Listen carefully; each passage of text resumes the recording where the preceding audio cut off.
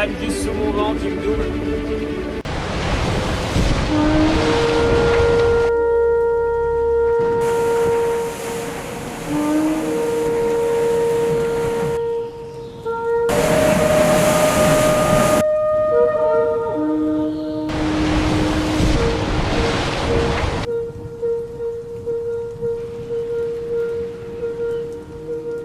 Hello Seawolves and welcome back to the show. I hope you enjoyed that little opening there. And yeah, I talked about it for the last 2 days. Just very likely that Yoann was going to overtake Sebastien at some point. And I'm very glad to see that both of them were sailing apparently so steady that they thought to take some footage. So we actually had a nice view of it happening in the moment from both ships. Pretty cool to see. Sea stayed pretty nice. Like I said, just a beautiful opportunity for Yoann in this particular weather on a steady tack to kind of use Sebastien's foil handicap that he has now to kind of grab the second place. At this moment here when I'm taping it, there's already something like 30 plus miles between the two gents. So Yoann is going a lot faster. He's been doing something like 23 knots average over the last few hours, while Sebastien was more around like 20. So with a delta like that, Yoann is actually gaining some miles right away. Very fun to see. But okay, before we get into all that other stuff, of course, we have something very important to do. I hope you have something delicious in your whatever cup you like. It's the weekend. It doesn't have to be an official Seawolf mug, just any mug will do. Here we go, 3, 2, 1. Cheers, Wolves.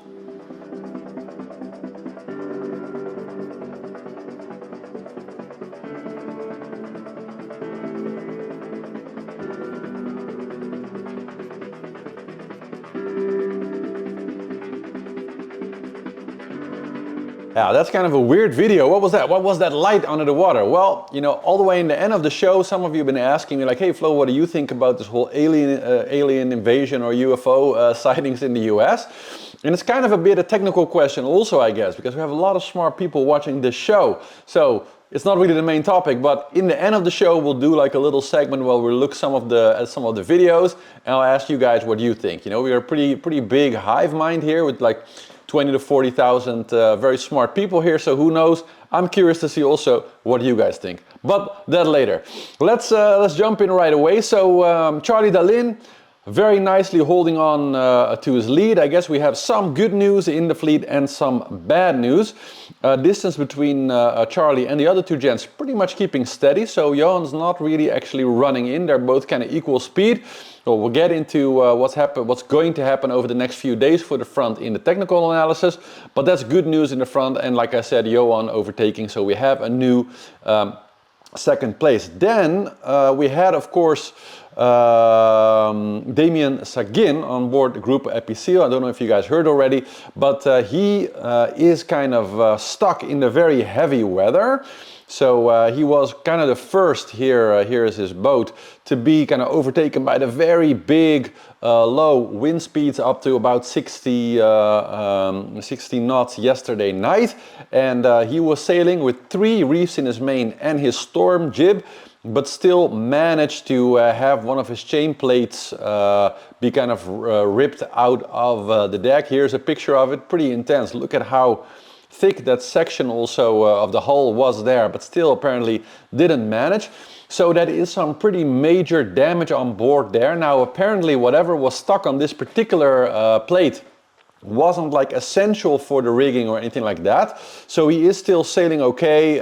He managed to plug the hole because it was all the way through, so then it's kind of on the side of the boat, so there was a danger of water ingress if he would go on the other tack. That's been, well, professorally fixed, as we say it, and his team is working on a way to, you know, permanently plug it, but for now he's sailing okay. He was a little bit personally injured though while he was doing the repair, because he had to go outside, and apparently he lost his footing at some point and kind of was slammed into his mast or his rigging. I'm not entirely sure, and he got a bit of a wound, so some bleeding. So you know, a bit similar to what we saw happening with Conrad Colran, you know, kind of bumping into the boat and hurting his eye. Something similar for Damien there. So although he's doing okay, not in the best position right now, and as you can see, he's still surrounded at this moment by some very bad weather. And that's going to be there for him still for the next, well, 15, 16, maybe up to 24 hours more of some pretty intense wind. And as you can see, he's technically not in the best of places, as he's quite close also to the ice gate.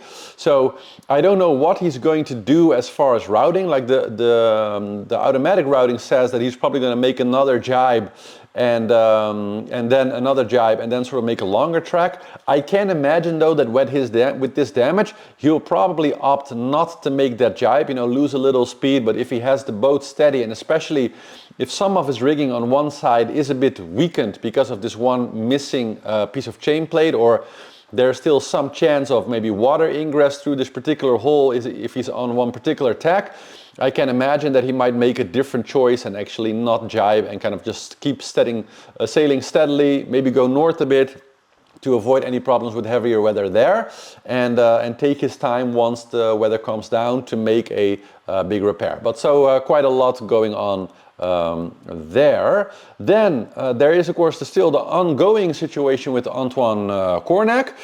He has been waiting for a chance now because he's still in about 30 knots and like 5-6 meter seas, so it's not calm by any measure. He's been doing some repairs, and he's more or less waiting for the final piece. So he's been able to kind of fix the lower part of it, but he has to climb his mast up to about 10 meters or so high to make the final part of the repair, because there's apparently also some damage a bit more higher up, and he can't do that in the current weather. So he's kind of sailing along at a more moderate speed while waiting for a chance when the seas calm down a little bit to be able to hop on a line, climb his mast, and then make the final repair, and that should put him back into full race mode again. So that's kind of the three major things. Yoann taking second place, Damien Seguin, and Antoine Cornac. So a few nice video updates, of course. Pip made another update. Happy Cape Lewin Day, everybody. We are currently 36 miles from the longitude of Cape Lewin, which is the most southwestern cape on Australia. So effectively, we've reached Australia, which is sort of mind-blowing. 5 weeks of sailing, and we've arrived at Oz. And Australia's pretty big, so it's going to take a while to sail past it. Had a kind of up and down night. It was difficult because it was right kind of on the crossover of sails, and I would be kind of on the more powerful sail and then not be able to hold it, and then change to the smaller one and then feel like I was going too slow. And it's my usual thing. I do this so often. I change sails too often, and I did that a couple of times, and Roman just, I think he's just like, and I'm just there behind him going, sail sail out, sail sail out, sail sail out. I'm like this yappy little dog that kind of runs up to him yapping but never quite bites his ankles. So anyway, I was chatting with him this morning and he said I'm sailing like a cowboy. Next week is going to be quite interesting. So it looks like there's a big high pressure building in the Pacific, and the routings are split between north and south, and they are over 1,000 miles of difference between the two extreme points of the routing.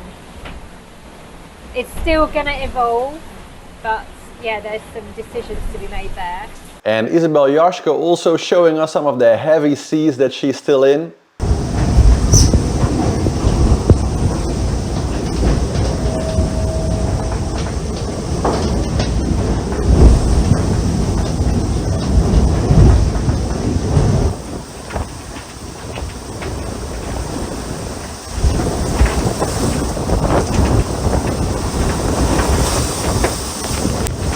Alan Rora, so a bit more back in the fleet, also some pretty spectacular images.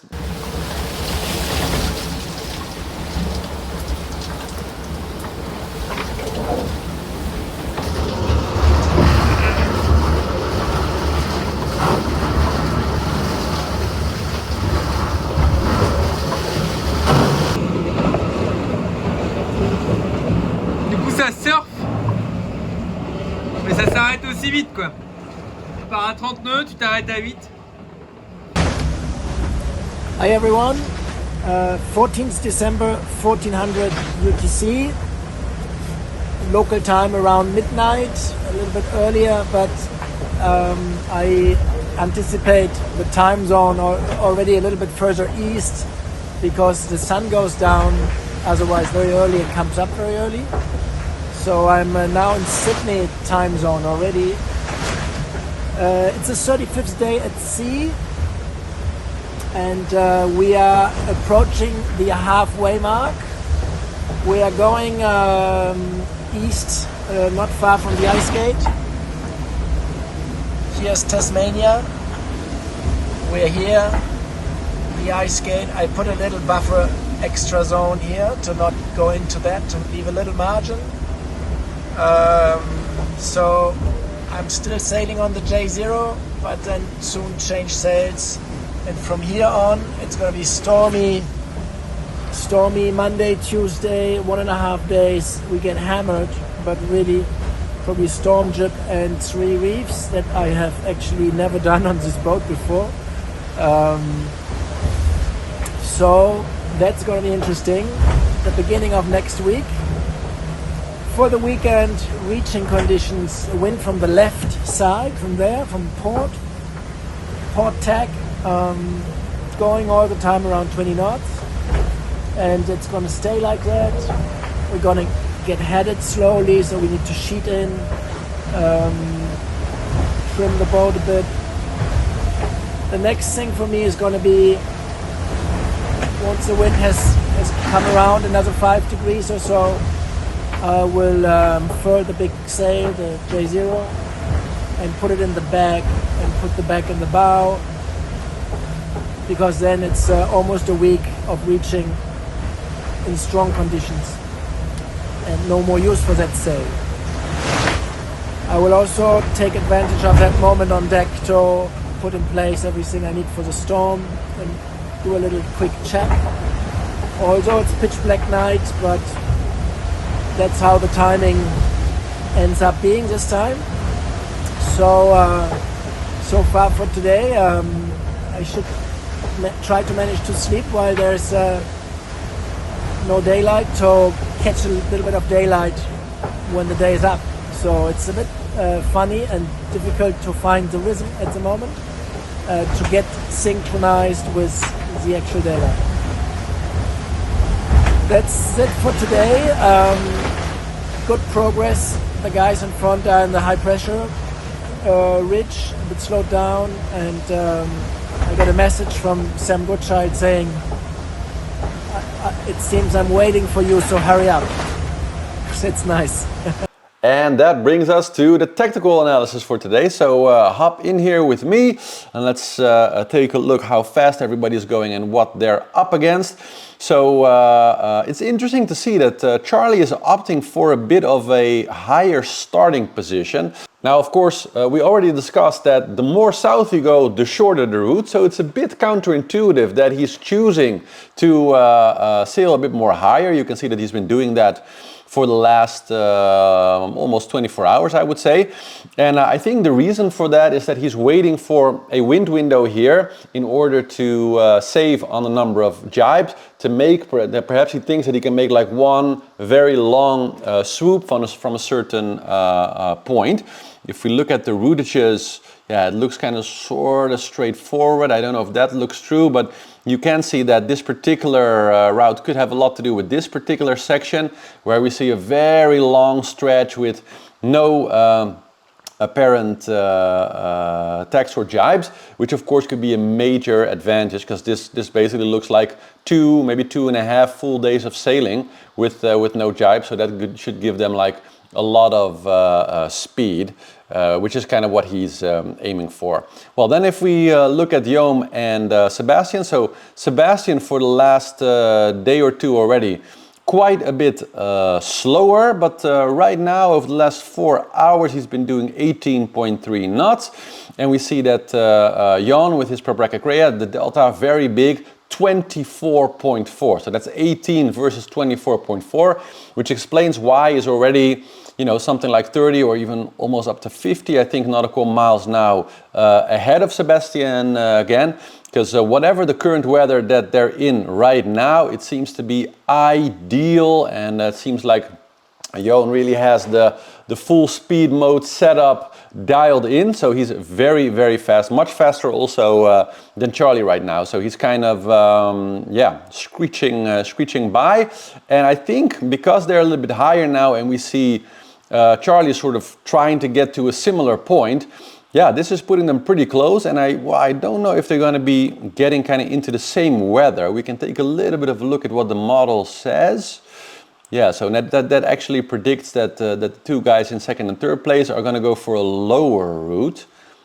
Interesting. I don't see that happening. I think they're probably going to stay closer, like more. I think they're all going to be closer on a similar line, but I guess we'll have to wait a few days to see what they do there. Sebastien is by no means slow though. So even though he has this foil problem, and compared to Yoann, the difference is very big.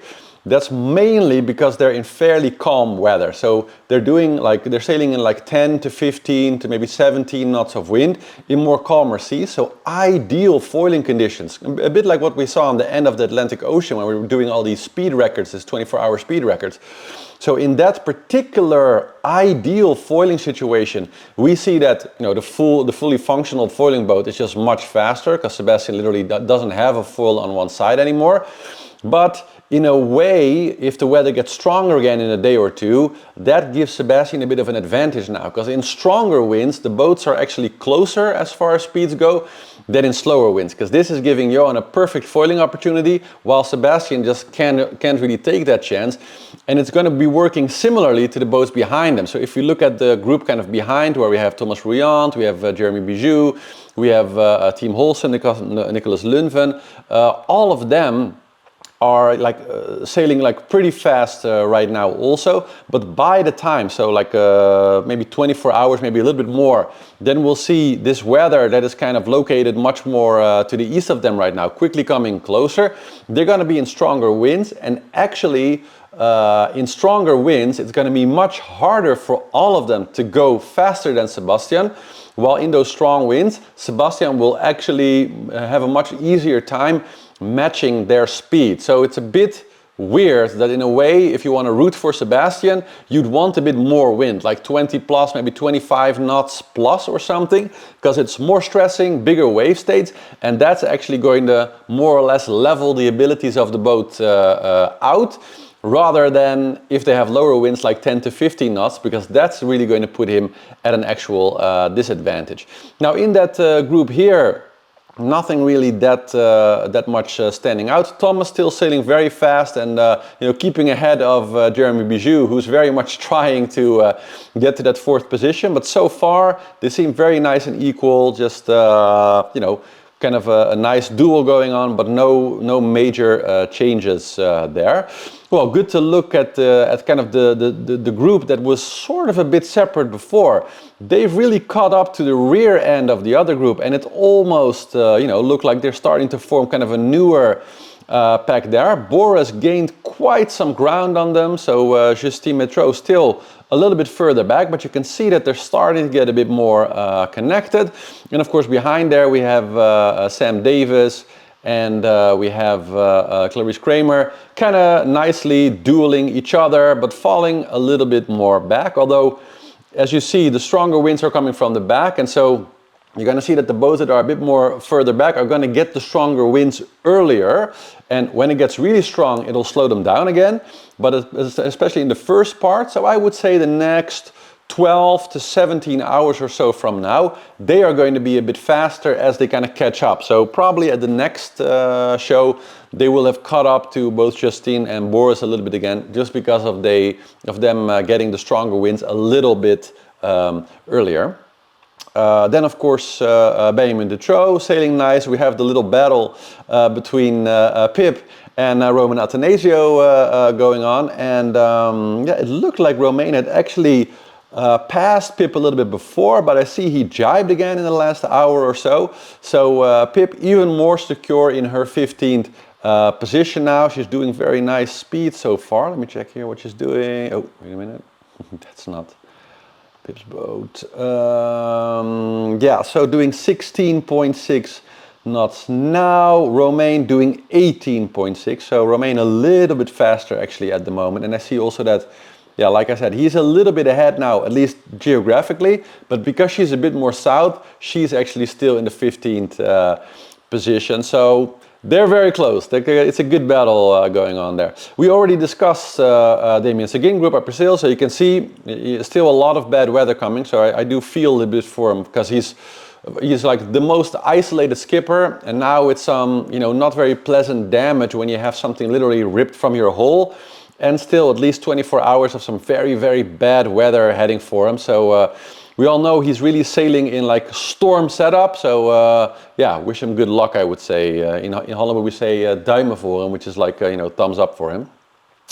Then we have the group with Jean Le Cam, and officially now Isabelle Joschke in the first position, although I would say that's more an artifact of the geographical location. You can see that actually, if you look at it in the straight line, he's still a little bit ahead, but yeah, I guess they're very close to each other, and they're going in some stronger winds now. Right now, Jean is faster; he's doing 19 point something knots, while Isabelle's doing 16. And yeah, similar. So the big weather is passing them by, while the wind is a bit more stronger. The non-foilers often have a bit of an advantage over the foilers, who are better, let's say, sort of 20 knots, slightly below 20 knots. Over 20 knots, so 25 and up. Sometimes in some wind directions the non-foilers can actually have a good advantage. So yeah, I think it's still going to be keeping pretty close for the foreseeable time. Well, the rest pretty split out, just like yesterday. Like the distances are getting just very, very large. And we see that all the way to the end at Zabo there, getting quite close to Cape of Good Hope now in strong winds, with the Helena high moving up a little bit. So he's getting a bit of a low passing underneath him, giving him a bit more wind. And he sped up a little bit, so 12.1 now as compared to about 8 or 9 what he was doing yesterday. And yeah, I think, yeah, 24 hours, he's not going to be quite on the Cape yet, but somewhere late tomorrow, he's probably going to be getting close to passing through there. So yeah, that's it for the update today. I hope you enjoyed. Make sure to like, subscribe. Oh, no, wait a minute. We got to still talk about the UFO thing, of course. Yeah, so what do you wolves think? I have no idea. I'm like very skeptical with this type of things, and I got to tell you honestly, pretty much all of the videos that I've seen, which is only a few, you actually see a lot of red and green blinking lights, which you know, seem to me like the standard lights that are obligatory for all you know, sort of like Western and worldwide aviation rules, because you know it's obligatory for any flying objects, even drones have them, to have like a green and red blinking light on the side, as compared to like several yellow lights. It's pretty much a fixed structure. And when I see all the lights in the videos, like for my mind, I think it must be some kind of human built thing, because who would put the official color navigation, like what alien would put the official you know, like color navigation lights for that we use on every airplane on the planet on there? But I'm very curious what you guys think, and I'm also very curious, like I personally, I've been on the ocean a lot, I've been on the North Sea a lot. I have a habit of sleeping under the stars a lot, so whenever I anchor, especially in the summertime, I almost always sleep outside. I just put like my pillow, like a sleeping bag or something like that, and I just, you know, look at the stars and fall asleep. I have personally never seen anything, and I had plenty of chances to, but maybe there are some of you who are living in this particular area. It seems to be mostly, you know, kind of the American coasts and some of the coast of South America. So very curious to see what you think, and if you're in one of these areas that has them, because apparently they're out there like every night, make some videos, send them to me, and let me know what you think. I'm just very curious. Put in the comments what do you think is going on. What are your conspiracy theories? Do you think it's aliens, And have you seen something? Maybe earlier you've seen something, maybe you've seen something in the water, things like that. Very curious to hear. Like, we have a big, nice hive mind here with all of us through the internet, like 20 to 40,000 people is a good size hive mind, I would say. So there's bound to be a few of you who know more, who have seen something or are maybe in that area. So yeah, it's interesting, it's weird. I don't really have any opinion on it. I'm highly skeptical, I have to say. But curious also, and it seems to be all over the news with mayors and politicians and police people getting involved. So yeah, I don't know, it's an interesting topic. So if you know anything, whatever you think, let me know. If you have videos, send them to contact@seawolvestv.com, and maybe we can put something on the episode tomorrow also, some of your Seawolf, you know, quote unquote UFO videos from the USA. Should be interesting, I think. So, okay, with that, let's end the show here for today. Thank you all again very much for watching. Make sure to like, subscribe, and see you in 24 hours. Ciao, ciao, wolves.